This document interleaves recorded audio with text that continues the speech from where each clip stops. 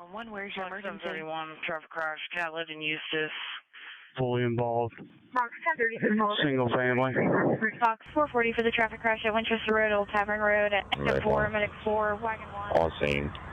Single vehicle in the roadway. Heavy damage to the roof. Today we're here with Captain Jack Varnado, I apologize, from Livingston, Louisiana. Yes. And you're the 2025 International APCO President. Correct. Let's start at the beginning. When did you first join APCO? I first joined APCO in about 1992. Okay.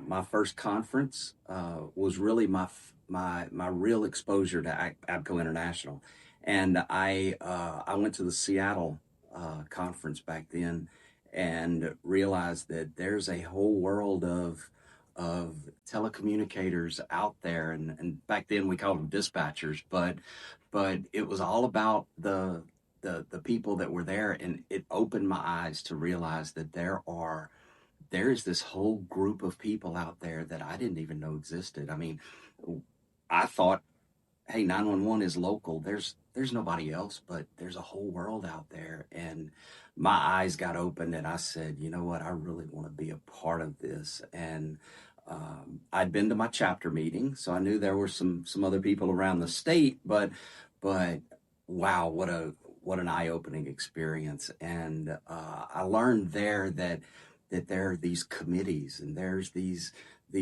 different ways that I could get involved, and training then was my passion. So I got involved in training and became an adjunct instructor for the APCO Institute. And then I got to go all over the country. I've actually represented APCO in multiple countries: Canada, Dubai, Jordan. It's just been amazing to be able to go across the country and the world and experience what APCO International really is. That's really neat. During your time with APCO, what other agencies have you been a part of, and what roles have you held? Well, as a telecommunicator and a manager and a supervisor director, I've been at Livingston Parish, of course, where I'm at now. I'm the 911 director there. I was at St. Tammany Parish as the deputy director there, but I began my career at East Baton Rouge EMS 911 as a telecommunicator in 1989. So you've seen a lot of history and progression with the technology. I have, and to tell you, I was just telling a young lady at the coffee stand, when I started, we didn't even have cell phones.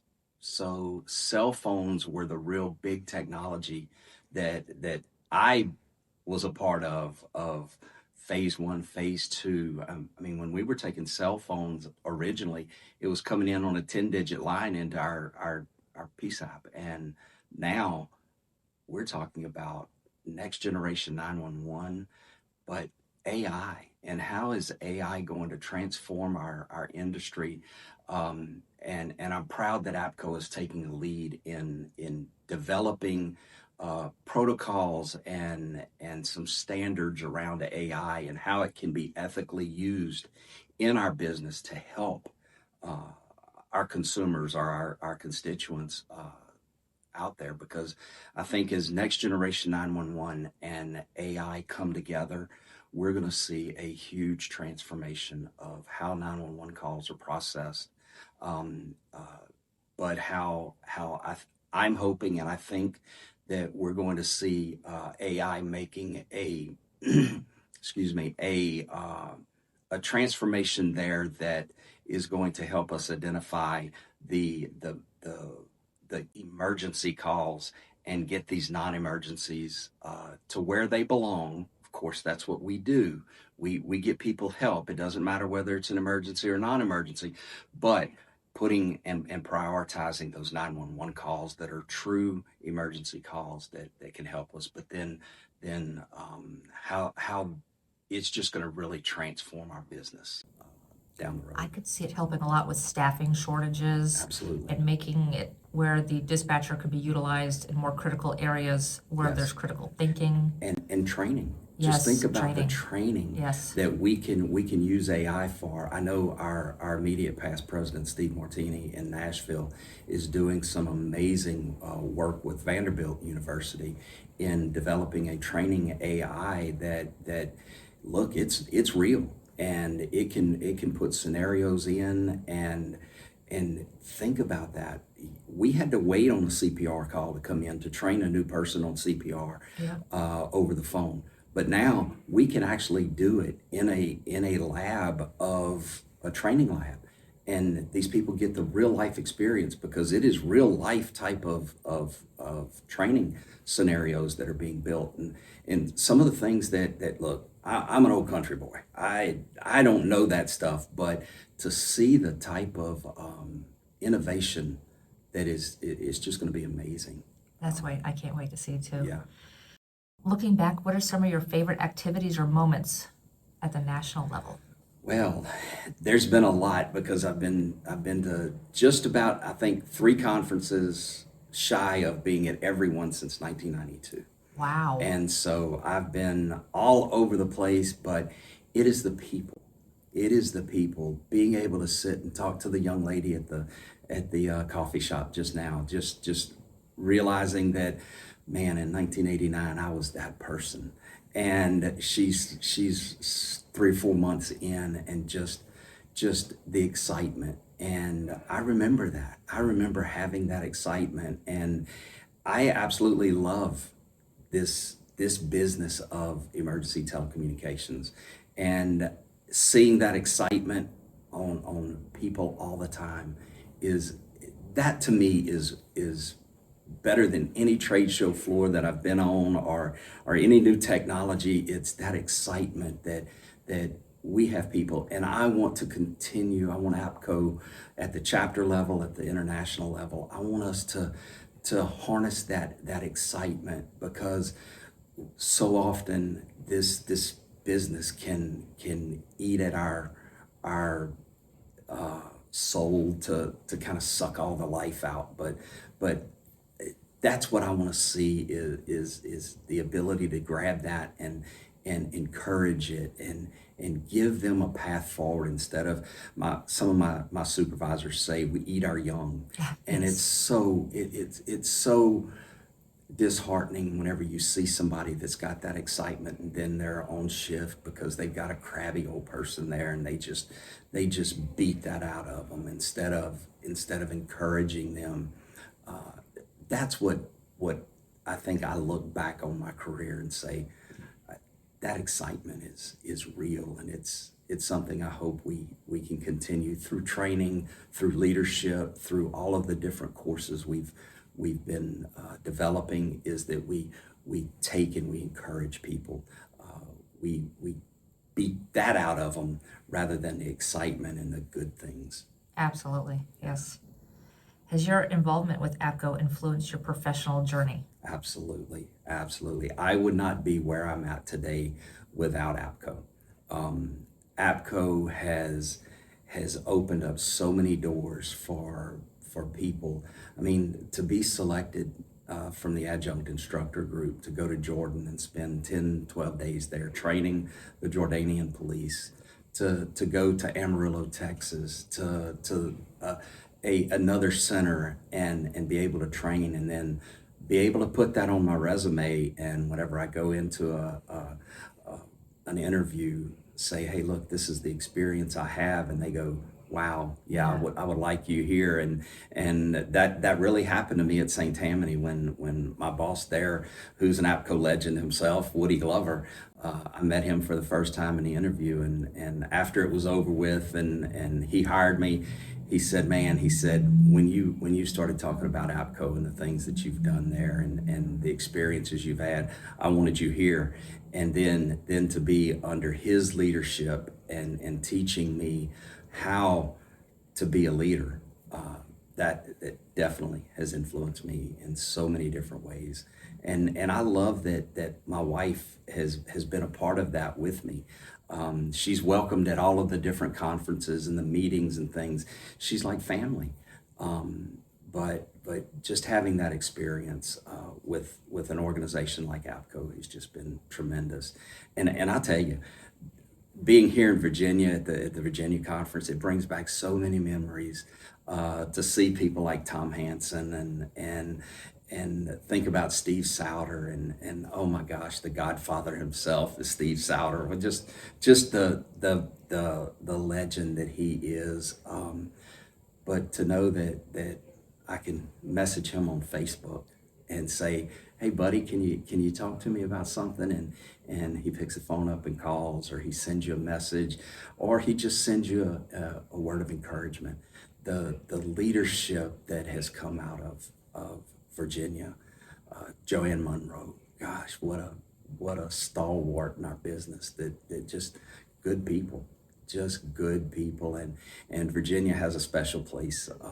They were the first conference that I came to after being elected to the executive committee of the board, and to see so many friends here, just Mary Benford and Tom Nolan and you guys, they're the best people, the absolute best people.